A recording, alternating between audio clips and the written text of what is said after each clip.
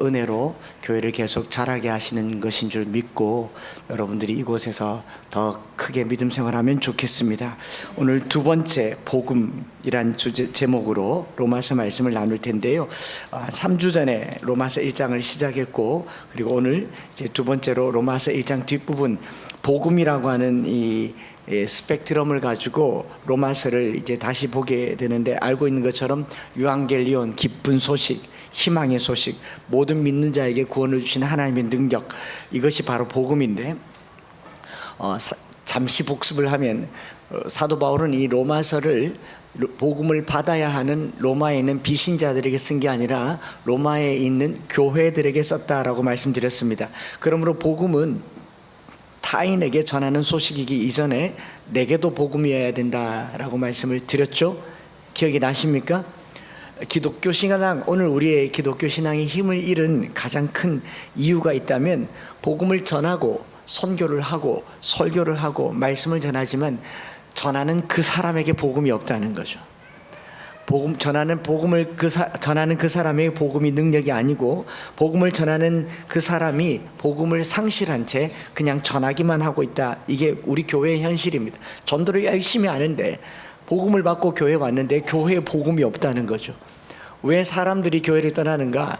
교인들 때문에 떠나죠. 하나님 때문은 아니잖아요. 그럼 그 교인들 안에 아직도 생생한 복음이 없다는 것이고, 목회자에게 그 생생한 복음이 없는 채 컨텐츠, 내용만 전하고 있기 때문이 아닌가라는 겁니다. 로마에 있는 이 교회, 로마서 1장을 받아서 읽는 이 교회는 20년도 더 된 교회입니다. 오순절에 예루살렘에서 복음을 받았습니다. 성령의 역사하심을 경험했고, 베드로의 설교로 3,000명이 예수 믿었을 때 그 중에 로마에서 온 사람들이 로마에 돌아가서 교회를 시작했습니다. 바울이 로마에 있는 교회와 교인들에게 굳이 복음에 대해서 이렇게 깊게 기록할 필요가 없습니다. 그냥 복음을 전하자라고만 해도 됩니다. 너희가 만난 예수를 전하라라고만 말해도 되지만, 1장부터 16장까지 로마서를 이렇게 심도 있게 기록한 첫 번째 대상은 누구냐? 로마에 있는 교인입니다. 로마서를 함께 다루면서요, 오늘 은혜 받아야 될 첫 번째 대상, 복음을 받아야 될 첫 번째 대상은 바로 저와 여러분들이 되어야 할 줄 믿습니다. 그래서 가장 복음적인 메시지를 가장 복음 아닌 것처럼 붙들고 있는 게 누구냐? 아마 저와 같은 목회자일 겁니다. 이 구원의 감격과 능력에 사로잡혀 있어야 할 첫 번째 대상은 바로 복음을 누구보다도 많이 전하고 자주 전하는 목회자인 저 자신인데, 저를 비롯한 목회자들이 너무 오랜 세월 동안 설교를 하고 말씀을 나누다 보니 당연한 것처럼 생각했고, 내 안에 감격은 식어버렸고, 내 안에 열정도 식어버렸고, 무감각해지고 무기력해지고, 그것이 오늘날 무능한 목회 현실이 되지 않았나 생각을 합니다. 저는 이 말씀 전하면서요, 제 안에 말씀이 더, 복음이 더 뜨거워지는 시간이 되기를 기도하고 시작했습니다. 그래서 3주 전에 그렇게 말씀드렸죠. 그때 복음이 아직도 복음이냐? 2000년 전에 예수님이 아직도 내게 예수님이냐? 내가 처음 예수를 만나서 예수를 고백했을 때 그 뜨거움이 아직도 내게 생생한가? 그걸 회복시키려고 날마다 발버둥 칠 때 복음은 살아있다고 믿습니다. 여러분, 예수님의 이름만 말해도 아직도 생생하게 구원의 감격 속에 살아야 할 그 복음이 저와 같은 목회자들의 입에서 사라져 버린 거죠. 그냥 교회로 성도들을 데리고 오게 하고 성경 공부를 하고 제자 훈련을 했지만, 여러분, 이것은 지식을 전하는 것, 공부를 하는 것, 아는 것이 아니라 만나는 것입니다. 경험하는 것이고요. 뭐 부모님이 자식을 어떻게 잘 키우는가, 그 책에서 배웠습니까? 키우니까 그 해보는 사람만 할 수 있는 거 아니겠어요? 그래서 내가 들어야 할 복음을 비신자들에게 전하기 이전에 내가 먼저 복음을 듣기를 원합니다. 내가 먼저 복음으로 똘똘 뭉쳐지기를 원합니다. 내 안에 복음으로 강력하게 자리 잡은 것이 바로 복음이고, 내가 생생하지 않으면 누구에게도 생생하게 전할 수 없는 것이 복음입니다. 그래서 저와 여러분들이 로마서를 시작하면서 가졌던 그 처음 마음, 아직도 생생한가? 아직도 내게 감격인가? 그 감격 있는 사람이 빚진 자로 사는 겁니다. 그 감격을 누린 사람, 나 같은 사람이 예수를 믿었다는 것이 뜨겁게 매일같이 다가오는 사람이 복음을 전하는 겁니다. 복음 증거는 교인의 숫자를 늘리거나 교세를 확장시키는 것이 목적이 아닙니다. 복음은 내게 뜨거운 그것을 남에게도 전하는 빚진 마음으로 전하는 것이죠. 제가 말씀 준비하면서 지난 주 중에 휴가를 보내면서 니제이 굽타라고 하는 교수님의 이 책을 한 권을 사서 읽기 시작했습니다. 기독교 로마를 뒤흔든 낯선 종교라고 하는 책입니다. 로마를 뒤흔든 낯선 종교. 책 제목도 좀 신선하지 않습니까? 2000년 전에 기독교, 바울이 로마에 이 편지를 썼을 때 예수 믿는 사람들은요, 로마에서 그렇게 획기적이고 아주 신선한 종교가 아니었습니다. 1세기 로마에 종교가 수도 없이 많았고 신도 수도 없이 많았습니다. 1세기 로마를 변화시키는 그 사회에 기독교인이 된다라고 하는 것이 어떤 의미인가? 바울도 아덴에서 무수한 신들을 봤죠. 이름도 모를 신들을 봤는데 그 많은 신들 속에서 어떻게 기독교가 유일신이 되고 기독교가 로마를 전복시켰는가를 연구한 연구 보고서가 기독교 로마를 뒤흔든 낯선 종교라는 책인데요. 그 앞부분에 이런 표현이 있더라고요. 19세기 역사학자 피스텔 드 꿀랑주라고 하는 사람이 로마에는 시민보다 더 많은 신이 있었다. 신이 어마어마하게 많았던 거예요. 시민들의 숫자보다 신들의 숫자가 더 많았고, 로마 시대의 작가인 이 데플라니우스라고 하는 사람은 그리스도인들과 로마인들이 갖가지 욕망과 필요를 해결하기 위해서 새로운 신들을 만드는 경향이 그냥 문화였대요. 자고 일어나면 신이 하나 생기는 시대. 하나 만들어 드릴까요? 거기 이런 표현이 있습니다. 각 사람이 자신만의 유노와 게니우스, 로마 신에 나오는 이 신화에 나오는 수호신들의 이름인데 자신만의 신을 섬겼기 때문에 하늘의 신들의 숫자가 인간의 수보다 더 많았다. 그래서 그리스 로마 신화가 나오잖아요. 신을 만들기 위해서 신이 사람과 잠을 자서 태어난 또 반신 반인이 나오고 온갖 잡신이 나오고, 그게 로마의 문화였습니다. 그들 속에 예수 그리스도 하나님은요 그냥 그 많은 신들 중에 하나였고 메이저도 아니었고 마이너였어요. 아주 그 미세하고 또 힘없고 가난하고 종들이었던 그리스도인들이 어떻게 그 많은 신들을 뒤집고 유일신 신앙으로 로마를 변화시켰는가. 그게 로마에서 그리스도인이 된다라는 것의 의미다라는 겁니다. 로마 사람들에게 그리스도인들은요 그냥 아무것도 아니었어요. 그냥 요즘으로 말하면 그냥 찌질이, 듣보잡, 듣도 보도 못한 그런 종교 생활을 하는 사람들이었습니다. 그런데 그런 로마 교회가 사도 바울이 보낸 이 한 통의 편지, 복음을 받아들였고 복음을 알았고 복음의 능력, 모든 믿는 사람에게 구원을 주시는 그 하나님의 능력을 경험했을 때 로마가 어떻게 됩니까? 1세기 그리스도인들이 그 사람들 숫자보다 더 많은 우상들을 다 버리고 신화로 만들어 버리고 참신 하나님의 신으로 로마를 전복시켰다라는 것이 이 책의 주제였고요. 제일 앞에 표지에 이런 내용이 있습니다. 이상하고 위험하고 매력적인 1세기 그리스도인들을 만나다. 저는 이 표제어가 제 마음을 끌어당겼습니다. 무슨 말이냐면요, 저와 여러분들이 로마서를 함께 다루는 동안요, 우리가 믿는 예수님, 우리가 신앙생활하는 이 신앙생활이요, 주변 사람들에게 이상하고 위험하고 매력적인 종교가 되기를 축복합니다. 사람들이 미쳤다 소리를 들을 만큼 예수 믿으셔야 합니다. 그동안 너무 오랜 세월 동안 우리 한국 기독교회가 일상을 강조하고 일상 속에서 젖어드는 걸 강조하면서 표 안 나게 복음을 전한다라고 하는데, 여러분, 죄가 관영한 세상에서 표 안 나게 예수 믿는다는 게 가능합니까? 비슷하게 술 마시고 비슷하게 살면서 복음을 전한다고 내가 거기 빠져들지 않는 게 기적이죠. 여러분, 복음은요 그들의 삶을 전복시키는 능력입니다. 그냥 어설프게 다가가서 예수님 좋으니까 그냥 한번 나와보세요, 나오다 보면 천국 갑니다, 그런 천국은 없습니다. 복음은 사람을 전복시키는 능력이에요. 그 능력을 경험하지 않고서 그냥 일상 속으로 젖어 들어가서, 제가 요즘 잘 모르는 표현이고 전문적이지 않아서 그렇지만 미션 그런 얼이 다 있어요. 복음은 그들의 삶을요 변혁적으로 만들어서 더 이상 이대로 살지 않겠다, 이 살아오는 방향으로 살지 않겠다라고 하는 것을 뒤집어내는 능력이에요. 블렌딩을 하고 트렌드를 분석해서 그들이 접근하기 좋은 교회로 만들겠다, 그런 교회는 세상에 없을 겁니다. 여러분, 주님께서 나를 따르라고 얘기했을 때요, 다 들고 오라고 하지 않으셨어요. 다 버리고 오라고 하셨지. 그렇기 때문에 복음이 가지고 있는 위험성은요, 이상하고 위험하고 그러나 매력적이었어요. 그게 1세기에 로마의 무수한 신들을 버리고 주를 참 구주로 고백하게 되는 하나의 시작이었다라는 겁니다. 저는 이게 복음의 능력인 줄 믿습니다. 이 능력에 관심을 갖게 됐습니다. 사람을 어떻게 드라마틱하게 바꿀 수 있는가.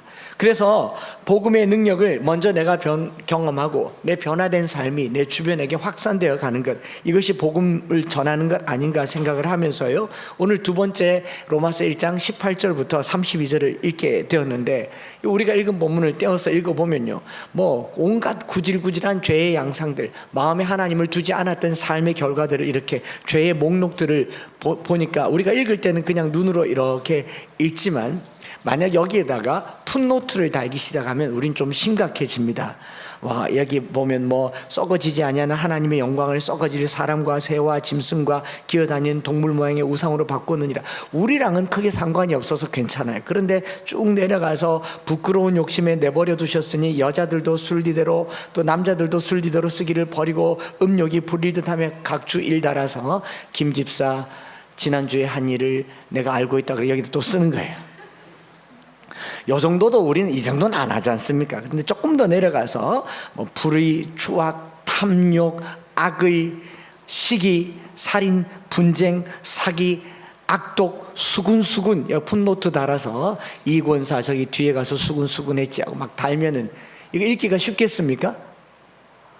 안 쉽죠. 그런 것들을 쭉 놓아두었는데 그냥 처음 본문을 읽기 시작할 때는 우상숭배나 동성애나 뭐 살인 이런 것들은 나와 상관이 없기 때문에 읽는데 크게 문제가 없어요. 그런데 계속 읽어 나가다 보면 뭐 한 21개 정도의 죄가 나오는데 그중에 저와 여러분들이 뭐 기껏해야 한 2-3개 정도 될 겁니다. 소위 말해서 다는 아니니 다행일 것 같은 그런 죄 목록을 보면서 아이고 그래도 나는 좀 낫다 이 정도 생각을 하고 있는지 모르겠습니다. 뭐 19절부터 25절까지는 하나님 없음 불경건을 말하고 있고요. 또 26절부터 32절은 의롭지 못한 삶에 대한 죄의 여러 가지 카테고리가 있는데 여러분이 21개만 죄라고 얘기한다면 우리는 그래도 좀 괜찮은 사람일 수가 있습니다. 이 중에 뭐 혹시 살인하고 다니는 사람 있습니까? 간음하고 다니는 사람 있습니까? 아닌 것 같지만 몰라요. 여러분 CCTV로 아니면 파파라치처럼 일주일만 따라다니면 몰라요. 지난주에 말씀드렸지 않습니까? 김 집사님 지난주에 제가 봤는데 그 술집 앞에서 모텔에서 모르지 않겠습니까? 그냥 이렇게 얘기하면 뭐 여기서 벗어날 수 있을지 모르겠지만 만약에 하나님께서 바울을 통해서 우리의 모든 죄악을 다 열거한다면 로마서 16장까지 죄를 다 써도 불가능할 겁니다. 아닌가요? 단순히 우리가 여기 있는 죄의 목록들만 가지고 나는 다행이다라고 생각할 만한 게 아니고요. 이 본문을 읽을 때 나와 상관없는 세상 사람들의 죄 목록처럼 본다면 여러분들 안심이라고 생각할지 몰라도 본문의 의도는 그것과 상관이 없습니다. 우리가 우상숭배 안 하니까 괜찮다, 동성애를 안 하니까 괜찮다, 동성애자들을 향해서 그렇게 손가락질하면서 나는 거룩한 것처럼 얘기하지만요, 뚜껑 열어보면요 다 똑같습니다. 아닌가요? 흥분하지 마세요. 저들을 향해서 뭐 정죄하지도 마세요. 놀라지도 마세요. 저나 여러분들이나 다를 게 하나도 없다, 이런 이야기인 거죠. 그래서 이 1장 18절부터 32절까지의 죄 목록만 단락이 아니라 2장으로 넘어가 보면 로마 사람들 뿐만 아니라 유대인들인 너도 그렇다, 나도 그렇다, 우리도 모두가 그렇다. 그래서 3장 23절에 결론이 뭐냐, 모든 사람이 죄를 범하였음에 하나님의 영광에 이르지 못하더니. 1장 18절부터 32절까지는 서론에 지나지 않고요, 이걸 잘 몰고 가서 우리 모두가 다 뭐다? 죄인이라는 것을 나타내는 게 이 본문의 목적입니다. 그래서 예외 없다라는 거죠. 이 본문은 죄의 정도를 말하는 게 아닙니다. 여러분 만약에 암이 걸렸는데 어느 부위가 중요합니까?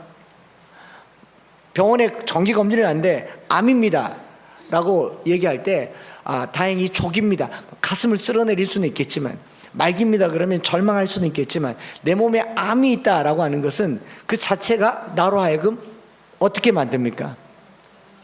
그래서 우리나라 사람이 몸에 혹이 있는데 악성입니다, 암입니다라고 하면 첫 번째 질문이 뭐냐면 몇 기입니까? 뭐 치료가 쉬운 것이든 어려운 것이든 상관하지 않아요. 얼마나 더 살 수 있습니까? 이렇게 묻지 않습니까? 왜냐하면 어느 부위가 되었든 내 몸에 암이 발병하면 전이의 위험도 있고 재발의 위험도 있고 진행 속도의 위험도 있기 때문에 그것이 결국 죽음에 이를 수밖에 없다라는 것을, 그리고 의사는 하나님이 아닌데도 불구하고 뭐 그냥 당당하게 얘기합니다. 그만큼 통계가 있으니까 이 정도 암이면 4개월 넘기기 어렵습니다, 6개월 넘기기 어렵습니다. 마치 하나님처럼 죽을 날을 이렇게 받아주는 게 암이잖아요. 여러분, 이 암이라고 하는 게 죽음과 연결을 해서 이해가 되는 질병이라고 한다면 본문에 드러난 죄, 여기는 21가지의 죄는요, 그것이 우상숭배가 되었든 동성애가 되었든 아니면 우리 아주 가까이에 있는 비방하는 자, 또 뭐 교만한 자, 자랑하는 자, 부모를 거역하는 자, 다 똑같은 암병에 걸린 거랑 다를 바가 없다라는 겁니다. 결론은 로마서 6장 23절에 죄의 삭은 사망이라는 거죠. 사망에 이른다라고 하는 것이 여기 있는 목록이지 죄의 정도를 두고 하는 말이 아니라는 거예요. 저나 여러분들이 세상 사람들보다는 좀 나아요. 그렇지 않습니까? 사기 정도는 안 치지 않습니까? 아닌가? 뭐 그래도 조금 낫잖아요. 그게 우리의 구원을 보장할 거라고 착각하지 마시라는 겁니다. 여러분, 우상숭배와 동성애가 먼저 있다고 해서 내가 좀 구원에 가깝다라고 착각하지 마세요. 나는 괜찮겠지, 나는 예외일 거야, 뭐 나는 우리 부모님이 기도를 많이 해서 나는 모태신앙이기 때문에 나는 몇 대 동안 신앙을 생활을 했고, 나는 성경을 많이 암송하니까, 나는 새벽 기도를 하니까, 나는 물질 생활을 꼬박꼬박 하니까, 그게 무엇이 되었든지 간에 하나님이 없다라는 것이 내게 판명되는 순간 저와 여러분들은 죽은 목숨입니다. 그걸 얘기하고 있는 거예요. 오늘 우리가 읽은 본문 28절부터 31절에 뭐 지금 다 읽진 않아도 거기 있는 목록들 정도만 되면 그리고 우리도 여기 포함된다 생각하지 않겠습니까? 불의, 추악, 탐욕, 악의가 뭐 내가 악의를 가지고 살진 않지만 누가 나한테 조금만 싫은 소리 해도 속에서 뭐가 올라옵니까? 안 올라옵니까?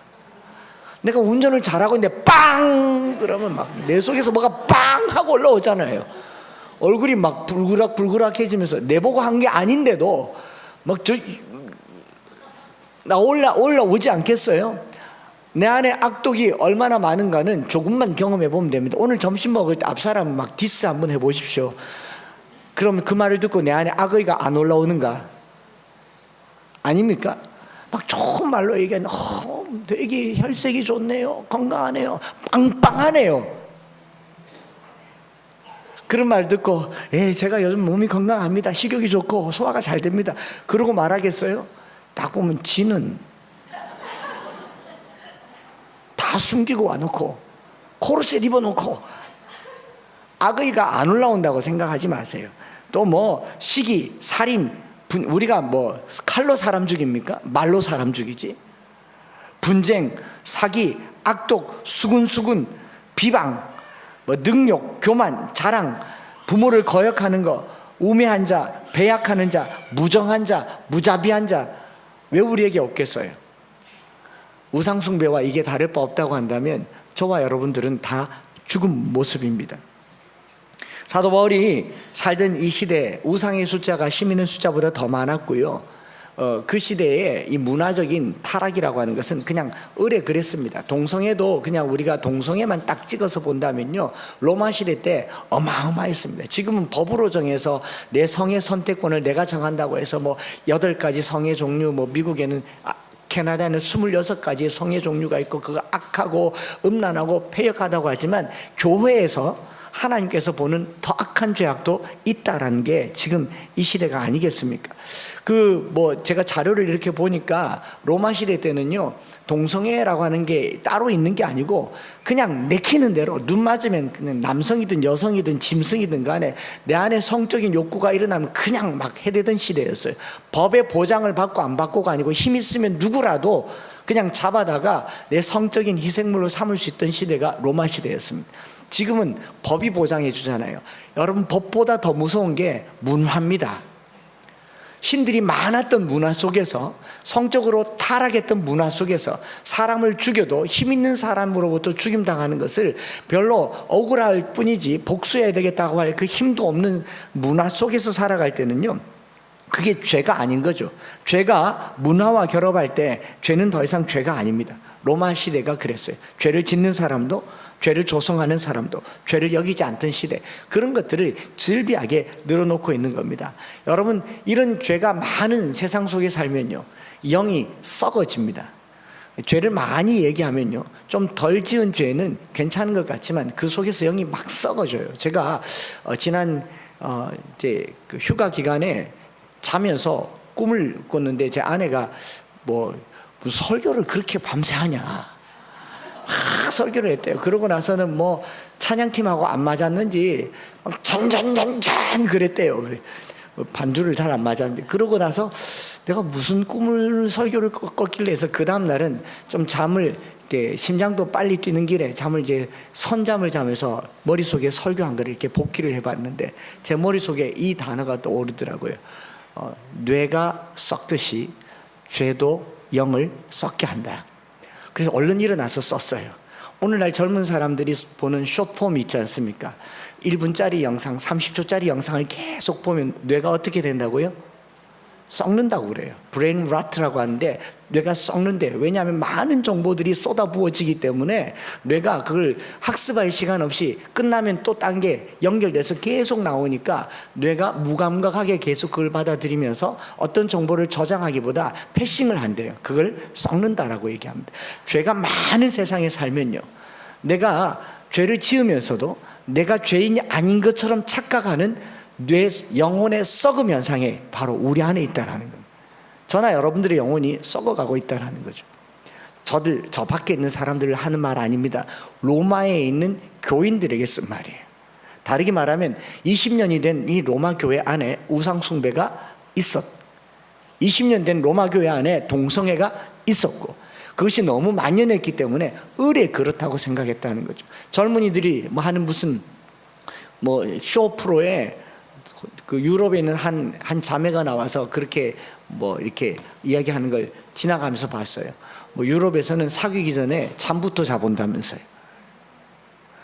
너무 당연하니까 그걸 죄로 여기지 않는 거예요. 지금 이 시대의 젊은이들도 제가 이렇게 얘기하면 그게 왜? 그게 어때서? 죄가 죄로 여기지지 않는 걸 이걸 썩음이라고 얘기하는 거죠. 뇌 썩음 현상이 나타나고, 나든 것처럼 영도 썩는 현상이 나타나는 게 오늘 이 시대 우리의 이야기. 그렇기 때문에 저나 여러분들이 어디에 반응하느냐, 심각한 죄에 반응하는 거죠. 동성애와 같은 죄에 반응하지 거짓말에 반응 안 하지 않습니까? 아닌가요? 우상 숭배에 반응하지 내 안에 미워하는 마음에 반응하지 않아요. 아닌가요?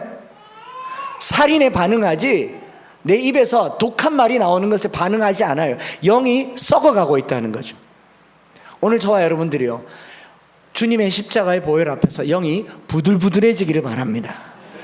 작은 음식을 먹어도 배에서 탈이 나면 그 위는 민감한 거예요. 뭘 먹어도 탈 나지 않으면요, 계속 먹게 되지 않습니까?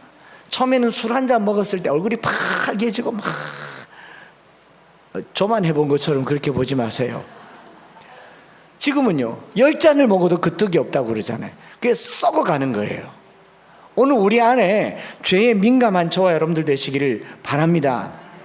이걸 죄의 보편성이라고 하죠. 로마서 1장 32절 마지막 절이 이 이야기의 결론 부분일 것인데, 저희가 이 일을 행하는 자는 사형에 해당한다고 하나님의 정하심을 알고도 자기들만 행할 뿐 아니라 또한 그 일을 행하는 자를 뭐한다? 옳다 하느니라. 죄의 보편성, 한나 아렌트의 아이히만의 예루살렘 보고서에 나오지 않습니까? 다 하니까 나는 괜찮다고 하는 거죠. 오늘날 우리 교회들이, 뭐 이거 제가 입으로 담기 되게 어려운 조심스러운 표현인데, 오늘날 우리 교회들이 동성애에 대해서 막 덕달같이 분노하는 이유는 우리는 그럴 가능성이 없기 때문에 그래요. 근데 만약에 제가 여러분들에게 신천지를 비롯해서 거짓은 사탄입니다, 마귀가 하는 일입니다, 죽어도 거짓말을 하지 마십시오, 이렇게 얘기하면 여러분들은 또 다르게 생각할 거면, 뭐 굳이 저런 걸 가지고 오늘 이 시대에 하얀 거짓말도 있고 필요에 따라서 하는 거지. 그러나 도산 안창호 선생님은요, 죽어도 거짓말을 하지 않겠다. 예수 믿는 심정으로 죽어도 거짓을 입에 담지 않겠다. 그것 때문에 일본 순사에게 잡혀서 감옥 갔잖아요. 정직하게 살려고. 거룩이라고 하는 것이 수준을 계속 낮추니까 더 악한 사람들에게 반응하고 그것으로 나의 악을 덮으려고 하는 성향이 있습니다. 오늘 로마서 1장에 나와 있는 이 죄의 모든 죄의 목록은요, 그것이 무엇이든지 간에 다 죽습니다. 그러니 저와 여러분들은 여기서 자유롭지 못하다는 것을 인식하는 데서부터 복음이 시작되기를 축복합니다. 그래서 로마서 1장은 당시 로마 사람들의 죄악을 폭로하는 것이 아니라 하나님이 없는 삶의 모양을, 양상을 나타내면서 오늘 우리에게 이렇게 말합니다. 저와 여러분들이 바로 여기 있다는 거죠. 저와 여러분들은 죽을 목숨입니다. 1장 24절에 반복되는 몇 가지 표현이 있습니다. 하나님께서 그들을 마음의 정욕대로 더러움에 내버려 두사, 26절에도 부끄러운 욕심에 내버려 두사, 28절에도 상실한 마음대로 내버려 두사. 이 내버려 두었다라는 말을 쓰잖아요. 파라디돔이라는 말을 쓰는데 이 옆에 두었다, 무슨 제쳐 두었다라는 말인데 이 원문의 의미를 조금 더 문맥에서 보면 포기했단 말이에요. 하나님이 포기한 인생의 결과가 이렇다라는 겁니다. 여러분, 하나님이 포기하면요, 이런 삶을 살게 됩니다. 그럼 오늘 우리가 왜 이 지경이 되었는가를 살펴본다면요, 하나님이 포기하는 삶의 결과이니만큼 오늘 기도할 때요, 주님이 포기하지 않는 삶이 되기를 원합니다. 그러지 않겠어요? 옆집에 누가 잘못하면 가서 하지 마라, 하지 마라. 세 번쯤 하다가 그 다음에는 말해요, 안 해요? 왜 안 합니까? 남의 자식이니까. 아내가 남편에게 잔소리를 하다 왜 안 해요? 내가 안 낳았으니까. 남편은 아내에게 버림받기 딱 좋은 위치에 있어요. 평생을 살면서 뭐 잘한 게 있겠습니까? 데리고 살아주는데 감사하시기 바랍니다. 왜냐하면 피가 안 섞인 남편을 계속 하지 마라, 하지 마라, 하지 마라 하다가 말이 안 통하면 말해가 뭐 하겠노, 입만 아프지 그러고 포기하는 그 순간 남이 되는 거예요. 그런데 자식들한테는 그렇지 않아요. 언제까지 합니까? 죽을 때까지 해요. 왜? 내가 낳았잖아요. 내 피가 섞였잖아요. 그런 것처럼 하나님이 파라디돔이란 말은 내버려 두셨다라는 말로 하는데, 하나님이 우리를 버리실 분이 아니잖아요. 하나님이 우리를 버리실 분이 아닌데 누가 하나님을 버렸냐? 우리가 하나님을 버린 거죠. 그래서 1장 28절에 이렇게 말하죠. 마음에 하나님 두기를 싫어하는 상태. 그걸 전적 부패라고 얘기합니다. Total depravity. 칼빈이 말하는 이 5대 강령의 첫 번째가 우리 인생은요, 전적으로 부패됐는데 하나님이 우리를 버린 게 아니라 우리가 마음에 하나님을 두지 않은 상태, 더 이상 손 쓸 수 없는 상태. 이거를 성경에 아도키모스라고 얘기합니다. 아도키모스라는 말은요, 상실한 마음대로 내버려 두사, worthless, 가치 없게 만들었다는 거죠. 누가요? 우리가 하나님을 가치 없는 존재로 만든 거죠. 이걸 버림받았다라고 말합니다. 고린도후서 13장 5절에 너희는 믿음 안에 있는가 자신을 시험하고 너희 자신을 확증하라. 그리스도께서 너희 안에 계신 줄 너희가 알지 못하느냐. 그렇지 않으면 너희는 뭐한 자가? 버림받은 자다. 또 9장 27절에도 고린도전서 이렇게 말합니다. 내가 남에게 전파한 후에 자신이 도리어 버림을 당할까 두려워합니다. 오늘 우리의 교회를 두고 하는 말이잖아요. 우리 교회가요, 하나님께 버림받을 수 있다는 것을 두려워하고 떨며 신앙생활을 해야 된다라는 겁니다. 교회 다닌다고 구원받는다고요? 예수 이름 부른다고 구원받는다고요? 아니요. 버림받을 수 있습니다. 버림받을 수 있다고. 이거 로마에 있는 교인들에게 한 말입니다. 저와 여러분들이요, 버림받게 되는 그 상태를 두려워하고 떨며 구원의 자리에 나아갈 수 있기를 소망합니다. 어떤 상태가 버림받은 상태냐? 손 쓸 수 없는 상태. Total depravity라는 말은, 전적 부패라는 말은요, 손 쓸 수 없는 상태. 이제 뭐 지난주에 병원 다녀왔으니까 이 말씀을 하고 우리 마무리를 할까 합니다. 의사가 치료를 하다가 의술의 한계가 왔습니다. 더 이상 안 됩니다. 의사가 손을 놓은 상태, 그게 버림받은 상태입니다. 하나님이 우리를 의도적으로 버리지 않아요. 근데 하나님도 손쓸 수 없는 상태가 어떤 상태냐? 마음에 하나님 두기를 꺼려하는 상태를 두고 말하는 겁니다. 예수 그리스도를 통해서 구원의 길을 열어주셨지만 그 구원의 기회를 내가 붙잡지 않는 상태를 손쓸 수 없는 상태라고 얘기를 하는 거죠. 의사 선생님이 저희로서는 손쓸 방법이 없습니다. 뭐 다른 병원에 가보세요. 큰 병원에 가보세요. 큰 병원에 갔는데 현대의술로는 안 됩니다. 요게 버림받은 상태입니다. 오늘 말씀을 듣는 저와 여러분들이요, 혹여라도 하나님으로부터 버림받았다라는 말은 하나님이 우리를 버렸다라는 말이 아니라 내 마음에 하나님 두기를 꺼려하는 상태를 버림받은 상태라는 것을 기억하셔야 됩니다. 그러면 어떻게 기도해야 됩니까? 내 마음에 하나님이 없구나.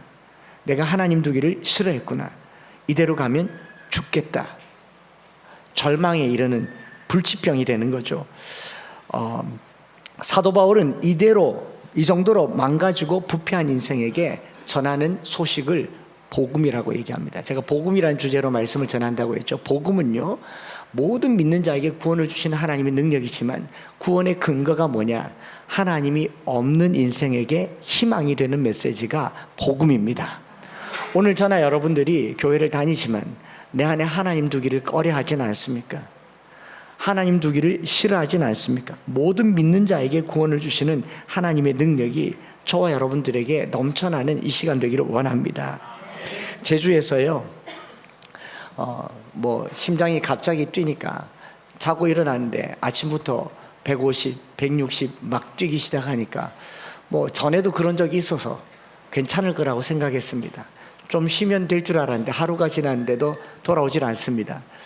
약을 2배로 더 먹었습니다. 혹여나 하는 마음에 이래봤자 죽기밖에 더 하겠나 하는 마음은 아니고 그래도 고치려고 그렇게 했는데 안 되었어요.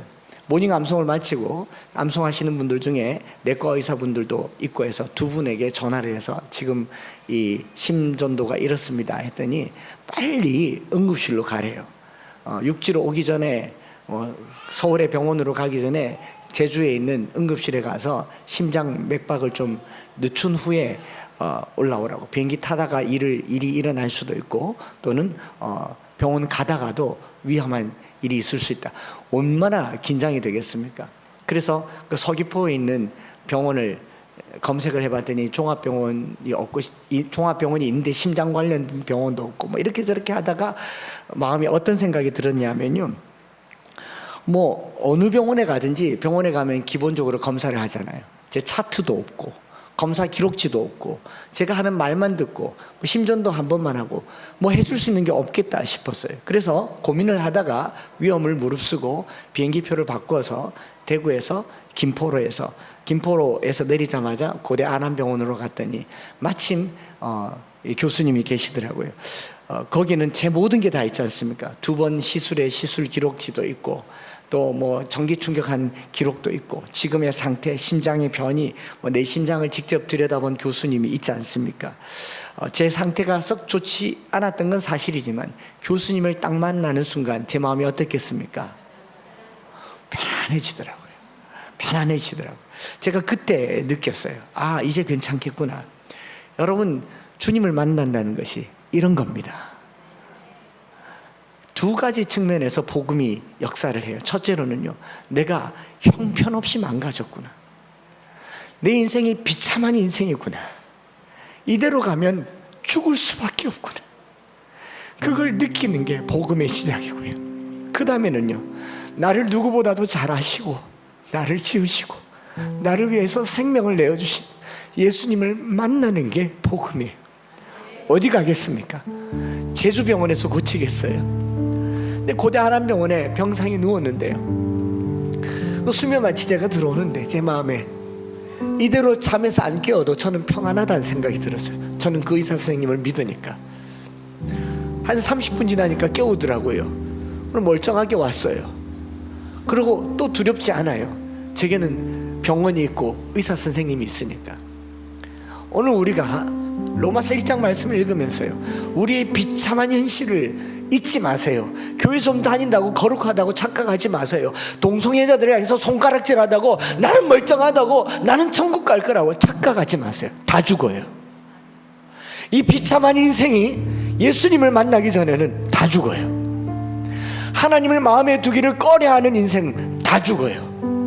오늘 저와 여러분들이 나의 인생의 비참함과 진짜 의사 되신 주님을 만나는 것이, 그래서 사도 바울은 말합니다. 헬라인이나 야만인이나 지혜 있는 자나 어리석은 자에게 비친 자로다. 왜냐하면 자기는 헬라인보다 못했고, 야만인보다 지혜 있는 자, 어리석은 자보다 못했고, 또 유대인 헬라인에게 복음의 능력이 된다는 것을 알았기 때문에. 로마서 1장 19절 마지막으로 읽고요, 기도할 텐데 한번 같이 읽어보십시다. 시작. 이는 하나님을 알만한 것이 그들 속에 보임이라. 하나님이 이를 보이셨느니라. 여러분, 이 비참한 인생에 하나님을 알 때 내가 어떤 존재인지 아는 겁니다. 제가 최근에 여러 책들을 보는데, 사람을 알고 트렌드를 알고 교회의 분위기를 알고, 저도 그런 책들을 보지만, 부흥하는 교회 이런 교회, 쇠퇴하는 교회 이런 교회, 여러분 그거 알 거 없어요. 하나님을 아시기 바랍니다. 어떤 교회가 잘 되고 어떤 교회가 안 되고, 그 한 가지예요. 하나님께 집중하는 교회가 잘 되고, 예수 그리스도만이 유일한 구원이라는 것을 고백하는 교회가 잘 되고, 사람 따위는요 이미 망했어요. 저와 여러분들이 뭘 해서 구원받겠습니까?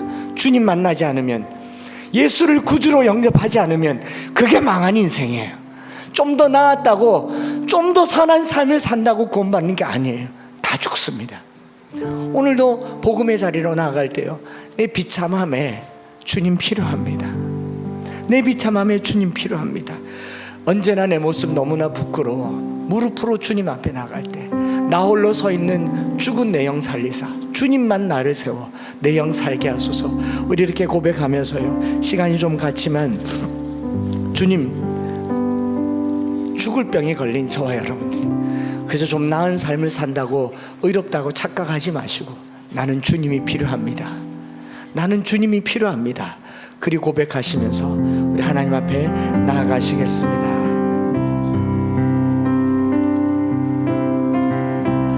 언제나 내 모습 너무나 부끄러워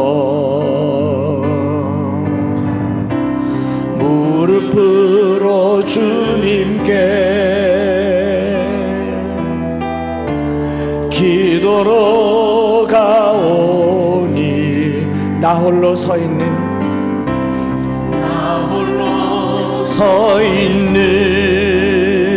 죽은 내 영 깨우사, 주님만 나를 세워, 주님만 나를 세워 내 영 살게 하소서. 살게 하소서. 주님 내 안에, 주님 내 안에,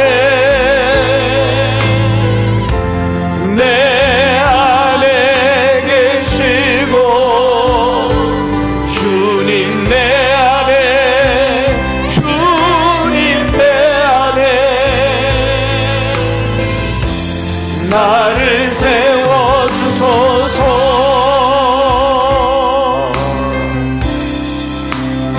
우리 자신을 한번 생각해 보십시오. 내가 좀 낫다고 생각하세요? 내가 저 밖에 죄 짓는 사람들보다, 적어도 그들보다는 낫다고 생각하세요? 아니, 우리 다 영혼에 암 걸린 사람들처럼, 뇌가 썩어가는 것처럼 영이 썩어가고 있다는 것을 직시할 때에야 복음이 능력이 됩니다. 주님, 내가 주님 없으면 죽을 것 같습니다. 내가 주님 만나지 않으면, 내 마음에 하나님을 두지 않으면 저는 죽은 목숨입니다. 이 처절함과 절박함을 가지고 우리 다시 한번 고백하십시다. 언제나 내 모습, 언제나 내 모습 너무나 부끄러워 무릎으로 주님께 기도로 가오니, 나 홀로 서 있는 나 홀로 서 있는 죽은 내 영의 우상 주님만 나를 내 영 살게 하소서. 내 영 살게 간절히 사모하는 마음으로 주님 내 안에 그 마음에 하나님 두기를 싫어하는 내 마음에 이제 오시옵소서. 내 안에 계시고 주님 내 안에 주님 내 안에 나를 세워주소. 두 손 높이 들고 주님 내 안에 주님 내 안에 주님 내 안에 내 안에 계시고 주님 내 안에 주님 내 안에 나를 세워주소서. 우리 시간에 주여 크게 한번 부르짖을 때요, 주님 내가 부르짖사오니 내게 오시옵소서. 주님 마음에 두기를 싫어했던 모든 삶으로부터 자유케 하여 주시고, 여러분 평온의 의사 제대로 만나도 마음이 이렇게 평온한데 우리를 살리고 고치시는 주님 내 안에 오시옵소서. 주님 마음에 두기를 원합니다. 우리 사모하는 마음으로 주여 크게 한번 부르짖고 합심해서 기도하겠습니다. 주여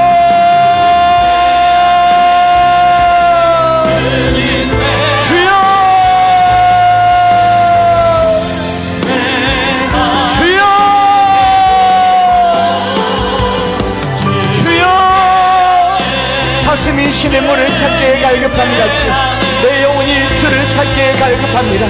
하나님 마음에 두기를 싫어했던, 하나님을 마음에 두기 싫어했던 하나님 내 이 더러운 영을, 죽어가는 영을, 썩어가는 영혼을 마음에 하나님 두기를 싫어했던 이 상실한 마음을, 부패하고 타락한 마음을 주님 앞에 올려드립니다.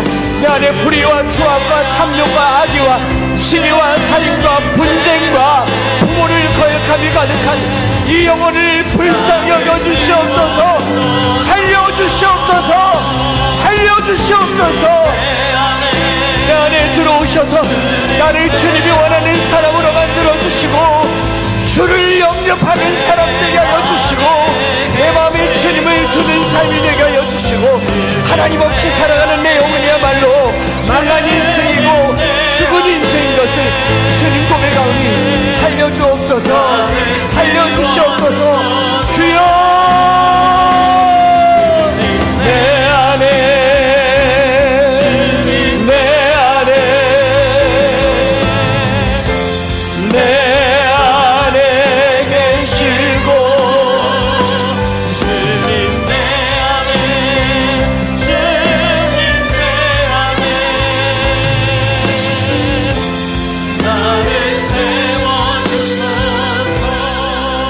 하나님, 우리야말로 상실한 마음에 사는 자들 아닙니까?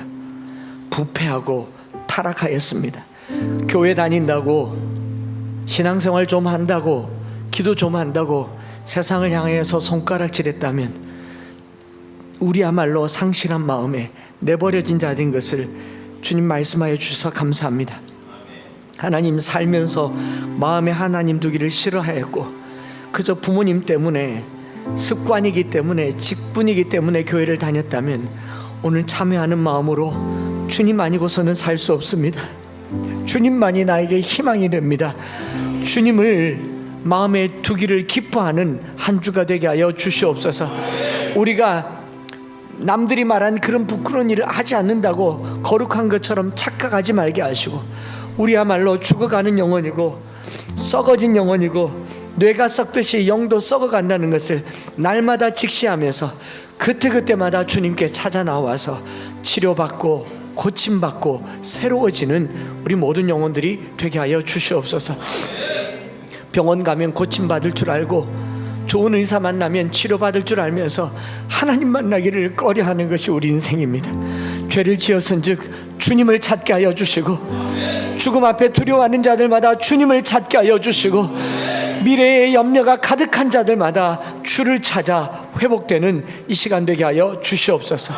오늘 성찬을 대하고 또 말씀을 대하며 이 말씀이 우리에게 복음이 될 때에 주님 앞에 예물을 구별하여 드리고, 내가 이 물질보다 주를 더 사랑합니다, 이 물질 때문에 시험 들었다면 포기하고 주를 붙듭니다 고백하여 예물 드려오니 받아주시고, 주를 신뢰함으로 살아가는 한 주가 되게 하여 주시옵소서. 구주 예수 그리스도의 크신 은혜와 아버지 하나님의 변함없으신 사랑하심과 성령 하나님 위로교통 충만 역사하심이, 예수를 마음에 두고 주님을 가까이 두고 살기를 소망하며, 무슨 일이든지 이 썩은 영혼들이 주님 만나 새롭게 되기를 소망하는 사랑하는 모든 성도들 머리머리 위에 이제로부터 영원토록 함께 있을지어다. 아멘.